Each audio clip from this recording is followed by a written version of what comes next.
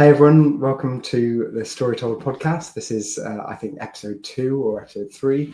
And we've got my first podcast that I'm recording here with Tim, my old creative director from Interactive Schools, who has gone out into the world and created the Brand Weaver, a fantastic agency doing work for breweries. And I would love to sort of figure out stuff that Tim can say that can help everyone. So yeah, hey Tim. Hey Jack, thanks for having me, man. I feel so special to be your number 2 on the show, number 3 potentially, and also your first. It touches me deeply in an emotional way, not physical. It's well, I was going to say it touches me in both ways. Okay, that's the tone of the show. Got it right. Yeah. There you go. Okay, so the first question for today is: what was the most impactful or important moment of your career? And obviously, I'm starting nice and easy there. Yeah, just going in with a nice, easy, light, fluffy question there, Jack, to ease me in. Exactly. Thanks, man. I think the most impactful or most important moment was actually me making the leap into creating my own agency. It had been in the back of my mind for a good amount of time. As you know, you and I used to work together. Like, it was an agency. We had a steady paycheck at the end of the month. I myself had a family to support. I've got 2 kids and a wonderful wife and a mortgage and a car and all of that stuff that requires money to keep it going and keep them living and breathing ultimately. So the idea of going, well, I'm going to leave the security of the day job, what I call the golden handcuffs ultimately. The finance keeps you in it because it's safe, and try and do this on my own was a terrifying moment. But actually, as soon as I made my intent, or made my declaration of intent, this is what I'm doing, handed in my notice, that was the most alleviating, refreshing, and most important move in my career, is actually doing it. Because then you've committed to some extent, like you're going to make it happen. And me personally, I made sure that I saved up some money before I did that, so give myself a safety blanket, but almost didn't want to think about it. I just wanted to go, no, we're going headfirst into this madness of trying to create my own agency, because, well, you don't want to think about the alternative, really. It's got to work. Yeah.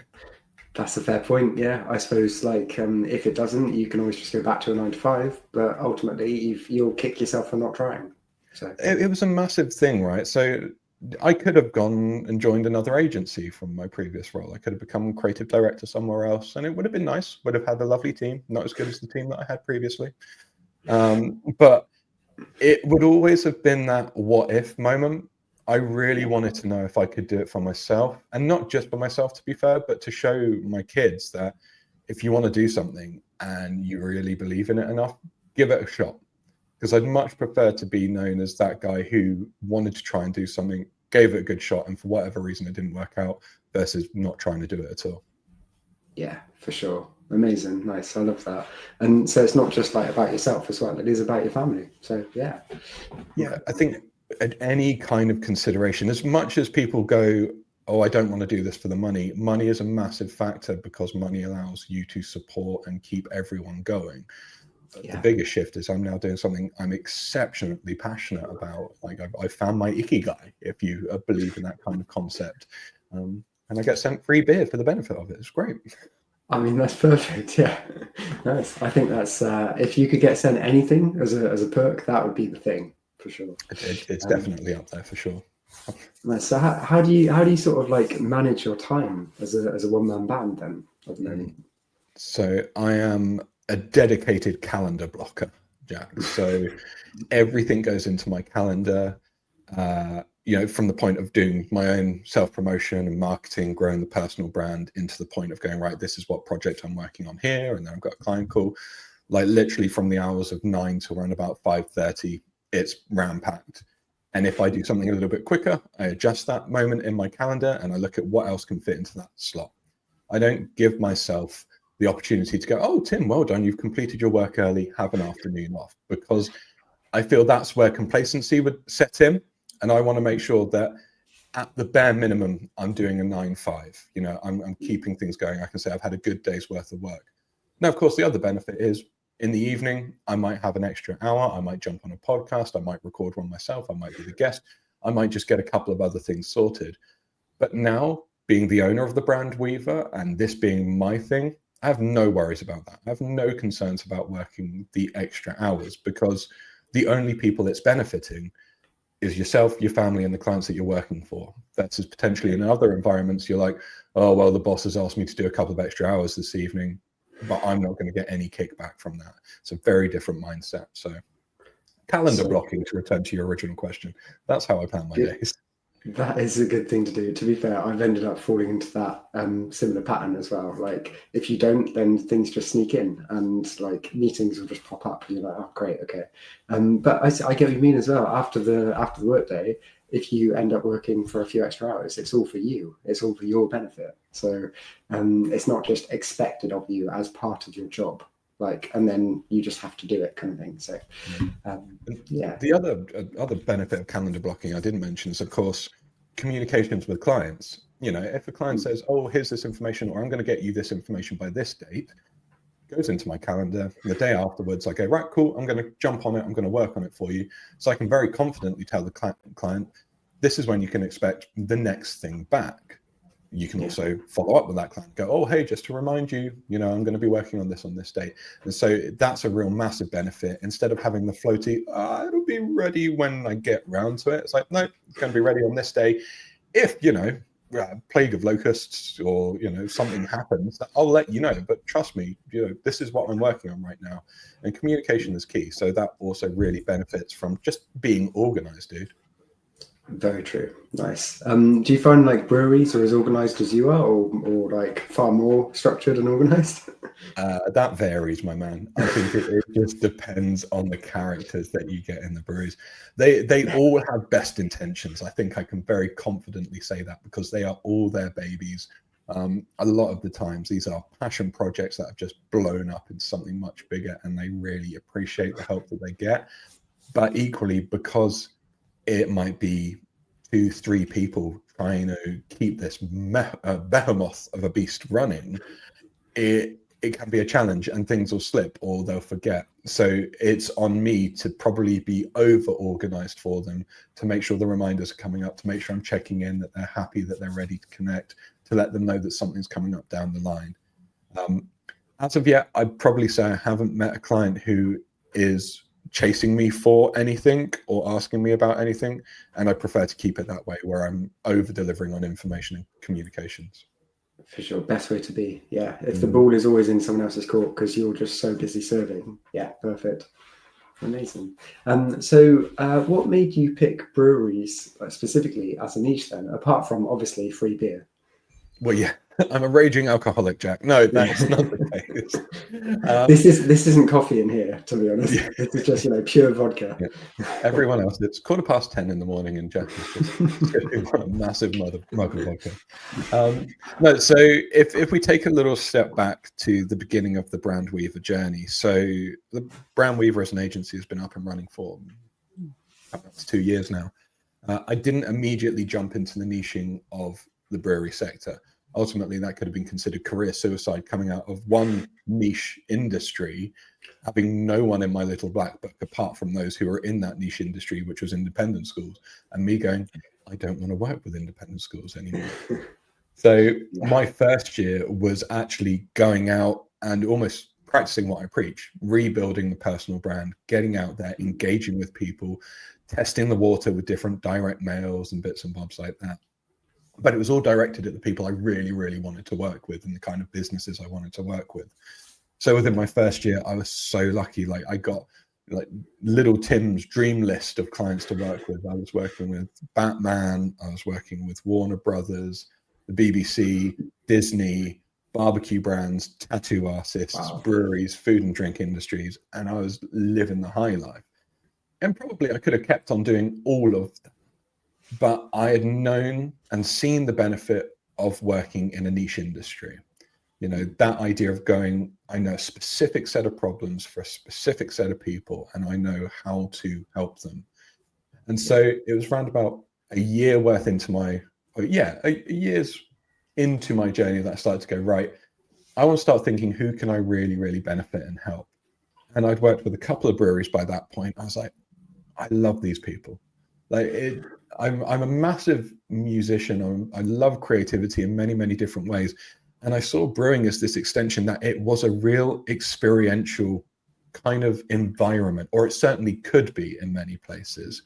So beer is one aspect of it, but they have tap rooms, they have events, they have labels, they have merchandise.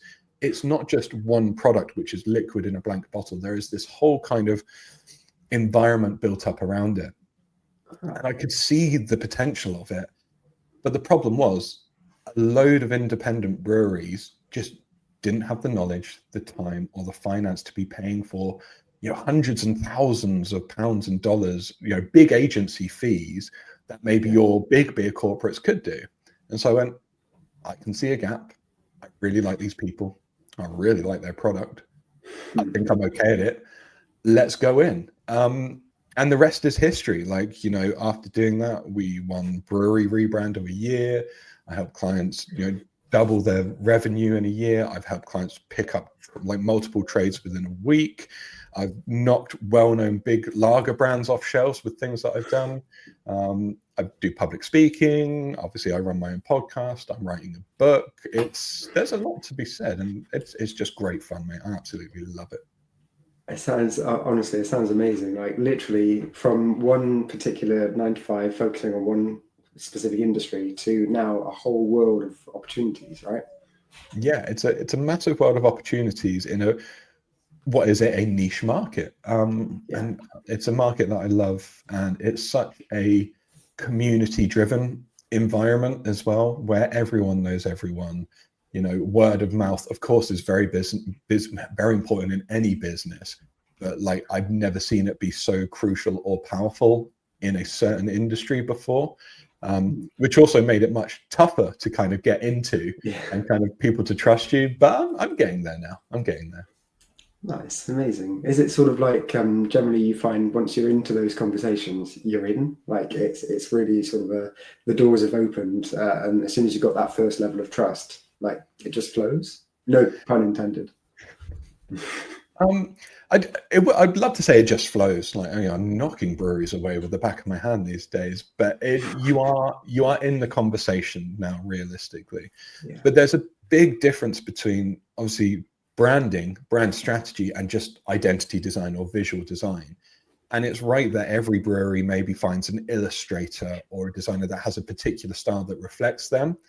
But where they normally miss out is the reason, the foundation behind it, the story, as it were, just to arc this back to what the podcast is all about. So that's where I come in to go, well, yeah, but realistically, what's the foundation of this all about? What are we trying to talk about? What makes you different? What makes you unique from the competition? What aligns with the people who are trying to drink the beer? And now let's find an illustrator that suits that, and I'll help you with the other stuff around the edges as well. Amazing. Nice. Yeah, it's all that foundation. Once you build the right foundation, everything flows. Otherwise, if you build your house on sort of if you build your business not knowing really why you're doing it, and to make money isn't a reason, ultimately money is the product, it's the result. But as soon as you start to focus on why you're actually getting out of bed every day, and why beer is so important to you, and as a passion in this community that you're building, I guess, yeah, everything grows from there. So with that in mind then, what's, obviously you've niched into breweries. What are your biggest recommendations for someone who would consider going from a generalist to a specialist to niching into something? Don't fear it as much as you probably do. There are so many people out there who go, oh, I've read about the benefits of niching, but it's got to be terrifying. I'm shutting my doors to any other person, any other agent or client out there. And I completely get it. But the thing is, you can say, I'm going to niche into a particular sector, but you don't have to fully shut your doors off to other things as well. Things will get pulled into you around the edges just naturally. What niching actually really helps you to do is sharpen your sword, sharpen your messaging, know exactly who you're putting content out there for, what events to pop up at, where you're going to put that print ad, and all that wonderful stuff. But I would also really, really encourage you to find a niche that you are genuinely passionate about, because it's going to make those harder days a little bit easier, where maybe you don't feel like it's working as well. But if you go, yeah, but this is really good fun. It helps you to keep turning the wheel versus, niching and going, well, I'm just going to find the biggest paying sector. Like that's personally for me. So that might get some people's boat floating. But for me, it was about, I wanted to find something that I loved, I was good at, and I could really see myself having like a long, illustrious career in it. And even when people go, yeah, but breweries, like, aren't breweries shutting? People are drinking less beer. Yes, to both of those, but you have the rise of low and no alcohol. This is still brewing. This is still beer. This is still experiential. And I'm very much on board for all of that. So it's not about the alcohol. It's about the bigger picture. Other recommendations for niching is, when it comes to positioning yourself, you want to have a clear point of differentiation. Like, just to say, oh, I niche into this sector probably isn't enough. You need to be able to unpack that very easily and have proof, right? You can't just go and, oh, I'm a specialist in this and actually have no experience or have worked in that sector before, because you're going to get found out as a charlatan really quickly. So probably as an agency owner, look back at your words, not enough coffee. As an agency owner, look back at your previous clients, look at the different pools of people who you're working with and see if there are any patterns in there, and go, oh, actually, yeah, those three that we did there, I really like them. I could see common problems. I could do stuff which was a bit more repeatable and really appeal to them. Amazing, nice. I think that's that really sort of hit the nail on the head. Once you find those little tangential moments in any kind of meeting or business, and you're like, yeah, actually, that really resonates, and then you build on that. I guess, like, I had a similar thing, working at introductory schools, going out to all these different countries and companies, schools. Yeah, thing that really sort of made me want to do Storytold was all those meetings, learning what drives people and what their foundation is, and figuring out that story. And then everything else just comes from that, but that's the starting point. So in terms of a niche, it's not necessarily particularly niche because everyone has a story, but if you can find that niche that really speaks to you and as you say, just gets you out of bed in the morning, where you're like, I've got a load of stuff to do, it's going to be a really hard day, but I'm enjoying it. That's the main thing. Yeah, it's definitely not chasing the money. It's weird, like when you're a kid, they say, like, some people with like nice family situations, I guess, will have family members say, follow your passion and your dreams will come, the money will come. Other family members go, no, you've got to get a trade and you've got to earn money and do things my way, because my way is the only way. It's like the 9 to 5 is what worked in a different time, and now the world has changed. So anyway, I've gone off topic, but valid, mate. I think the definition of what kind of being rich is these days is a massive, like, fluctuating scale. Like, I've had the conversation with my wife several times of like, what do we consider a rich life? Because stereotypically it's painted like, oh, you're going to holiday in the Maldives and you go to Jamaica and you have a really posh Ferrari. But to us, that's not a rich life. Actually, a rich life is just a great family holiday, having time to spend with one another, knowing that our house is set up, that we've got the room that we need. I'm not here aspiring to be this multi-millionaire. I'm here to have that wonderful balance and love what I do. And this work really supports that. That, to me, is a rich life. I'm not trying to be a movie star, a jet setter here. I'm just trying to love what I'm doing and achieve everything I need to from a family perspective. Screw the Ferraris and the surface level richness. It's because it's not rich. It's fake. So it's signaling, man. Like, at the end of the day, if you buy yourself a Ferrari, you're not looking at the friggin' Ferrari. You're stuck inside of it, looking at the dashboard. Like, usually in traffic, yeah. Yeah, especially around here, man. Like, it's not very practical. Amazing. Okay, so I'm going to go on to a slightly different question now, which is going to be a curveball. What did child Tim want? You said you started working with Batman and things, which is very cool. But what did child Tim want to be when you were grown up? Did you imagine yourself sat at that desk right now doing this? I didn't immediately think I'd be a designer. My first aspiration is I wanted to be on stage. I wanted to be an actor. I wanted all eyeballs on me. I've got a massive ego, and I love it when people look at me and talk about me, which probably does help in this career, to be fair. But what that has evolved into naturally is I don't have a fear for these kind of environments, talking on live podcasts, asking questions, getting up on stage and presenting, doing any video content, getting my thoughts out there. Not, I suppose, in many ways, just because from an early age, I was really happy to get on stage and perform, and I love that aspect of it. So I think in some cases, maybe I have an unfair advantage from some people, because I know it is terrifying for a lot of people to go, oh, Lordy, I wouldn't want to put my face out there. Me personally, I don't care. Like, the more people who talk at me or talk to me or about me, the better. I mean, Christ, I call my agency the Brand Weaver. It's got my surname in it, for God's sake. So if I don't want people talking about me, I've got a problem. It's a very good point. Yeah. Nice. You wouldn't have done that and made yourself literally the face of the brand. Yeah, that's true. Yeah. Amazing. The strength of a personal brand cannot be underestimated these days, my man.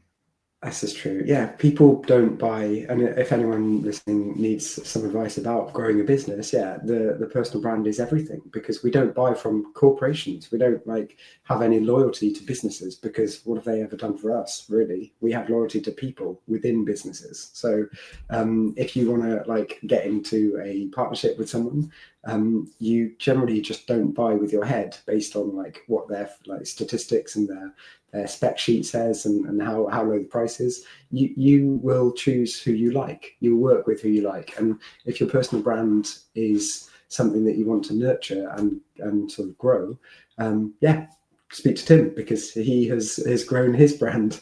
Literally, it's in the damn name. So yeah. It's a really powerful way of future-proofing your own career.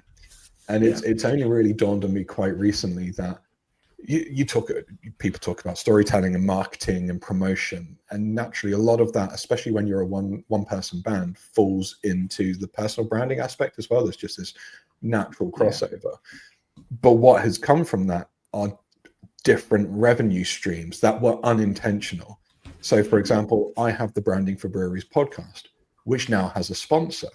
That sponsor pays me money to do what I was doing anyway, which was to talk about branding in breweries. I didn't think of that as a revenue stream, right? I've now been asked to do public speaking events based on my personal brand and about what I do. And guess what? They give me money for running my mouth about branding and breweries. I'm writing a book. Now, I'm not going to charge an absolute fortune for that. Hopefully less than a can of beer. You see what I did there? But the idea is that, again, it's another revenue stream.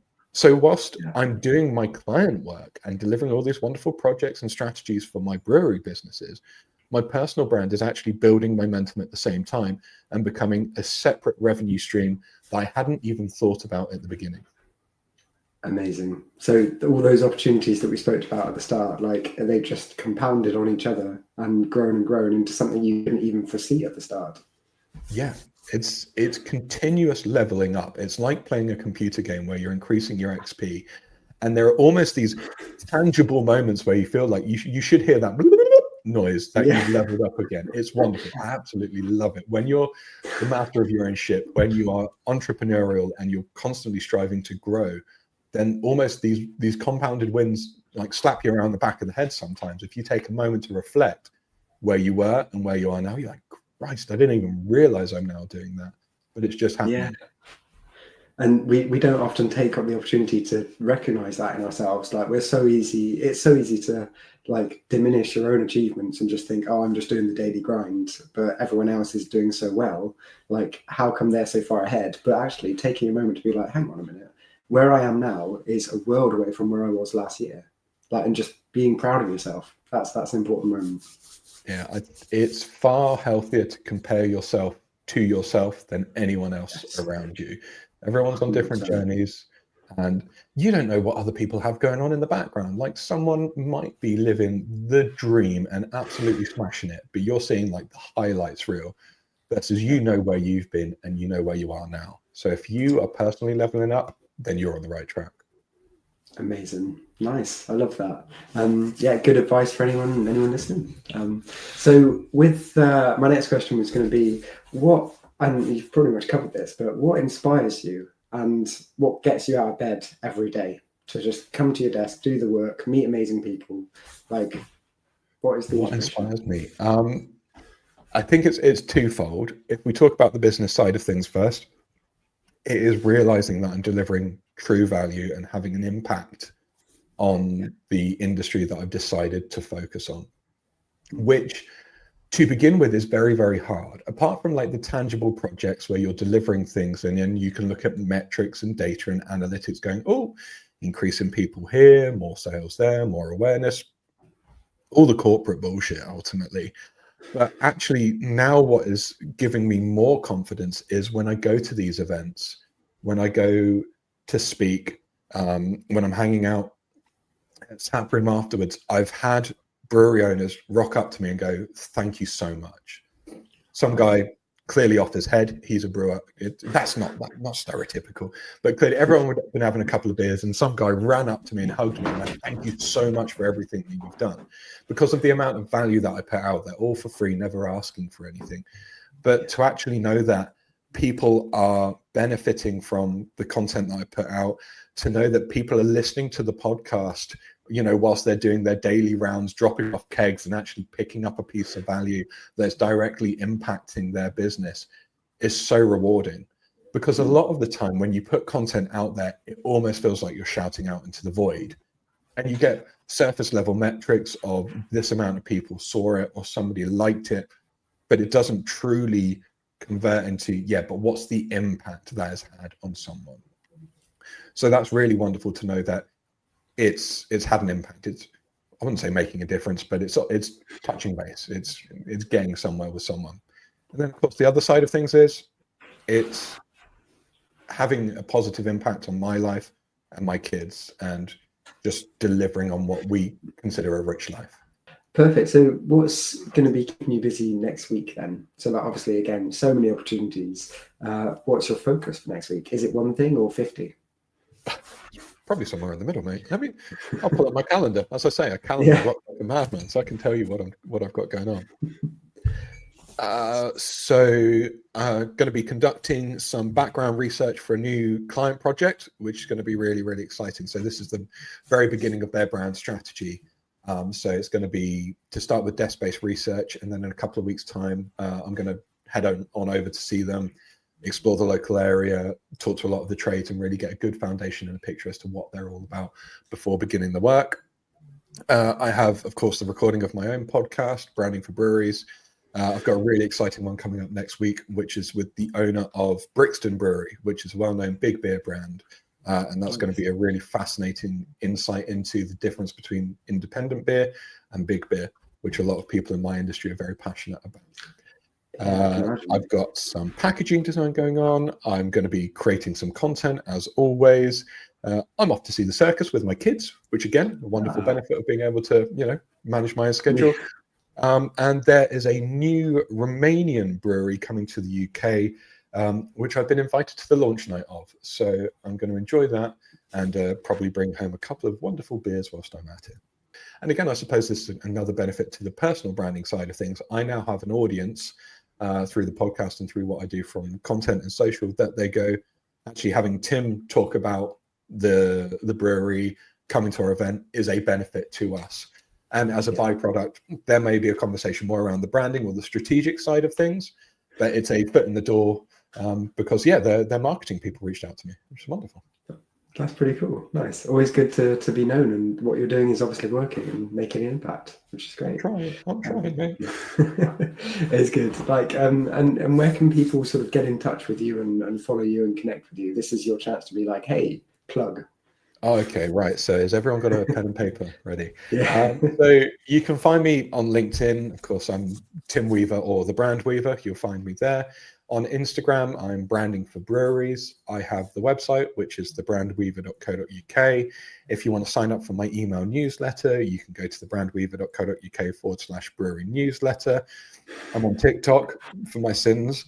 I have the podcast, Branding for Breweries. Just search for it on all your favorite podcasting platforms, including YouTube. If you type in Branding for Breweries or the Brand Weaver into Google, one of those is going to be my big bearded face, and you can probably find all the other links through that. I'll be around. You can't miss me.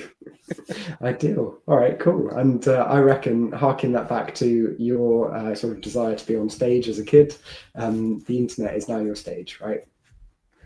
I mean, it's certainly part of my stage. I'm still taking the physical one as well, but it's 50% of my stage these days for sure.